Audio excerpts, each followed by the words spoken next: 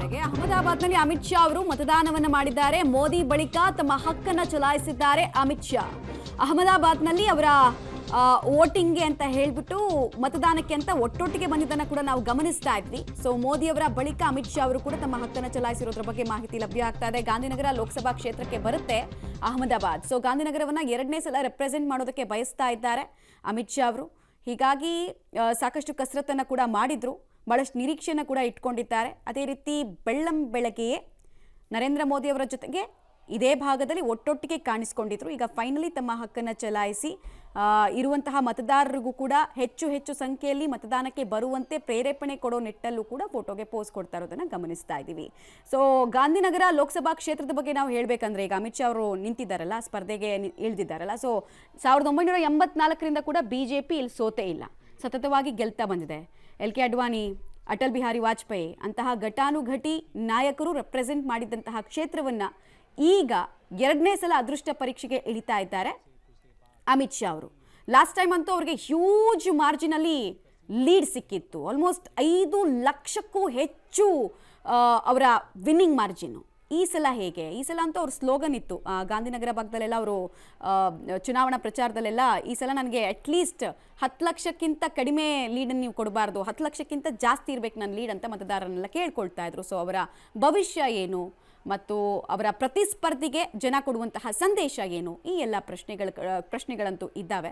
ದೇಶದಾದ್ಯಂತ ಇರುವಂತಹ VIP ಕಾನ್ಸ್ಟಿಟ್ಯೂಯೆನ್ಸಿಗಳಲ್ಲಿ ಗಾಂಧಿನಗರ ಕೂಡ ಒಂದು. ಅದರಲ್ಲೂ ನಾವು ಗಾಂಧಿನಗರ ಅಂದಾಗ ಮೊದಲಿಂದ ರಾಜಕೀಯದ ಬಗ್ಗೆ ಸ್ವಲ್ಪ ಆಸಕ್ತಿ ಇರತಕ್ಕಂಥವ್ರಿಗೆ ಯಾವಾಗಲೂ ಅಡ್ವಾಣಿ ಅವ್ರನ್ನ ಯಾರು ಮರೆಯೋಕ್ಕೆ ಸಾಧ್ಯನೇ ಇಲ್ಲ. ಸತತವಾಗಿ ಗೆದ್ದುಕೊಂಡು ಬಂದಂಥವ್ರು.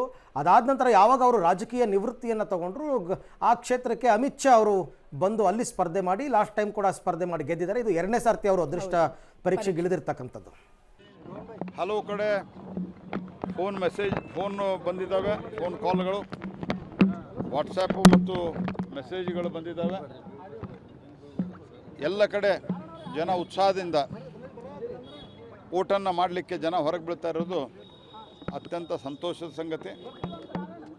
ನನಗೆ ಸಂಪೂರ್ಣವಾದಂಥ ವಿಶ್ವಾಸ ಇದೆ, ಶ್ರೀ ನರೇಂದ್ರ ಮೋದಿಯವರ ನೇತೃತ್ವದ ಸರ್ಕಾರ 3ನೇ ಬಾರಿಗೆ ಜೂನ್ 5ನೇ ತಾರೀಕು ಅಧಿಕಾರವನ್ನು ವಹಿಸಿಕೊಳ್ತದೆ ಅನ್ನುವಂಥ ಸಂಪೂರ್ಣ ನಂಬಿಕೆ ಇದೆ. ನಾನು ಎಲ್ಲ ಜನರಲ್ಲಿ ಮತ್ತೊಮ್ಮೆ ಮನವಿ ಮಾಡ್ತೀನಿ, ಪ್ರಜಾಪ್ರಭುತ್ವದ ಹಬ್ಬ ಇದು. ದೇಶದ ಭವಿಷ್ಯವನ್ನು ನಿರ್ಮಾಣ ಮಾಡುವಂಥ ಒಂದು 5 ವರ್ಷಗಳ ಕಾಲ ದೇಶದ ಭವಿಷ್ಯವನ್ನು ಯಾರ ಕೈಯಲ್ಲಿ ಕೊಡ್ತೀರಿ ಅನ್ನುವಂಥ ನಿರ್ಣಯಿಸುವಂಥ ಒಂದು ಕಾಲ ಇದು.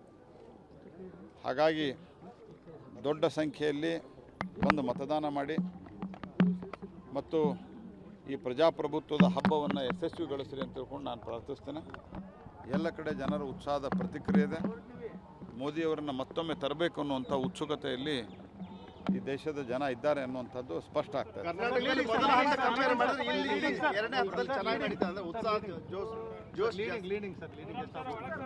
ನಾವು 14 ಸ್ಥಾನ ಗಳಿಸ್ತೀವಿ ನಮ್ಮ ಕ್ಷೇತ್ರದಲ್ಲಿ. ನಿಮ್ಮ ಅನುಭವ ಇದ್ದಂತೆ ನಿಮಗೆ ಗೊತ್ತಿರುವಂತೆ ಕಳೆದ 4 ಬಾರಿಯೂ ಸಹಿತ ಪ್ರತಿ ಸರ್ತೆ ನನ್ನ ಗೆಲುವಿನ ಅಂತರ ಜಾಸ್ತಿನೇ ಆಗ್ತಾ ಹೋಗಿದೆ. ಈ ಸರ್ತೆನೂ ಕೂಡ ಗೆಲುವಿನ ಅಂತರ ಅಭೂತಪೂರ್ವವಾಗಿ ಆಗುತ್ತೆ. ತೇಜೋವಧೆಗೆ ಸಾಕಷ್ಟು ಆರೋಪಗಳನ್ನು ಮಾಡಿದ್ದಾರೆ. ಆರೋಪಗಳನ್ನು ಪ್ರತಿ ವರ್ಷ ಮಾಡ್ತಾರೆ. ತೇಜೋವಧೆ ಮಾಡಿದ್ದಾರೆ ಅಂತ ಜನಕ್ಕೆ ಗೊತ್ತಿದೆ. ಯಾಕಂದರೆ ವೈಯಕ್ತಿಕವಾಗಿ ನಾನು ನನ್ನ ಬಗ್ಗೆ ಭಾಳ ಜಾಸ್ತಿ ಹೇಳಿಕೊಳ್ಳಿಕ್ಕೆ ಬಯಸೋದಿಲ್ಲ. ಆದರೆ ನಾನು ಇಷ್ಟು ಹೇಳ್ತೇನೆ, ನನ್ನ ಸಾರ್ವಜನಿಕ ಬದುಕು ಅತ್ಯಂತ ಶುದ್ಧವಾಗಿ ಇವತ್ತಿಗೂ ನಾನು ಒಂದು ಕಪ್ಪು ಚುಕ್ಕೆ ಇರಲಾರದಂತೆ ನಾನು ನಡೆದುಕೊಂಡು ಬಂದಿದ್ದೇನೆ. ಆದರೆ ಅನಗತ್ಯವಾಗಿದ್ದಂಥ ಕೆಲವು ವಿವಾದಗಳನ್ನು ಹುಟ್ಟಾಕುವಂಥ ಪ್ರಯತ್ನ ಚುನಾವಣೆ ಬಂದಂಥ ಸಂದರ್ಭದಲ್ಲಿ ಕೆಲವರು ತಮ್ಮ ಹೆಸರಿನಲ್ಲಿ, ಕೆಲವರು ಬೇರೆ ಹೆಸರಿನಲ್ಲಿ, ಕಾಂಗ್ರೆಸ್ದವ್ರು ಆಗಿಲ್ಲ ಅಂತ ಬೇರೆದವ್ರನ್ನ ಬಿಡೋದು, ಇದೆಲ್ಲವೂ ನಡೆದಿರ್ತದೆ. ಬಟ್ ಇವನ್ನೆಲ್ಲ ಎದುರಿಸೇ ಜನ ನನಗೆ ಆಶೀರ್ವಾದ ಮಾಡಿದ್ದಾರೆ. ಸೊ ಹಾಗಾಗಿ ಈ ಸರ್ತಿನೂ ಆಶೀರ್ವಾದ ಕೆಲವು ಕಡೆ ಬದಲಾವಣೆ ಅನುಕೂಲಕ್ಕೆ ತಕ್ಕಂತೆ ಮಾಡಿದ್ದಾರೆ. ಅದ್ರ ಬಗ್ಗೆ ಏನು ಜಾಸ್ತಿ ಕಂಪ್ಲೇಂಟ್ ಸೋಫಾರ್ ನನಗೆ ಬಂದಿಲ್ಲ. ಒಟ್ಟಾರೆ ದೇಶದ ಜನ ಕಾಂಗ್ರೆಸ್ಸಿನ ಒಂದು ಸ್ಥಿತಿಯನ್ನು ನೋಡಿ ಮರುಕ ಪಡ್ತಾ ಇದ್ದಾರೆ. ದೇಶದಲ್ಲಿ ವಾತಾವರಣ ಮೋದಿಯವರನ್ನು 400 ಪಾರ್ ಅಂತ ಸೊ ಇದು ಪ್ರಹ್ಲಾದ್ ಜೋಶಿ ಅವರ ಮಾತು. ಮತದಾನ ಮಾಡಿದ ಬಳಿಕ ಅವರು ಮಾಧ್ಯಮದವ್ರ ಜೊತೆ ಮಾತನಾಡ್ತಾ ಇದ್ರು. ಕಳೆದ 4 ಸರ್ತಿ ಪ್ರತಿ ಸರ್ತಿನೂ ನನಗೆ ಲೀಡ್ ಜಾಸ್ತಿ ಆಗ್ತಾ ಹೋಯಿತು, ಈ ಸರ್ತಿ ನನಗೆ ಮತ್ತಷ್ಟು ಲೀಡ್ ಜಾಸ್ತಿ ಆಗುತ್ತೆ, ಅಪಪ್ರಚಾರಗಳು ಪ್ರತಿ ಚುನಾವಣೆಯಲ್ಲೂ ನಡೆಯುತ್ತೆ, ಬಟ್ ಜನ ನನ್ನನ್ನು ಗೆಲ್ಲಿಸ್ತಾರೆ ಅಂತಕ್ಕಂಥ ವಿಶ್ವಾಸವನ್ನು ವ್ಯಕ್ತಪಡಿಸಿದ್ದಾರೆ.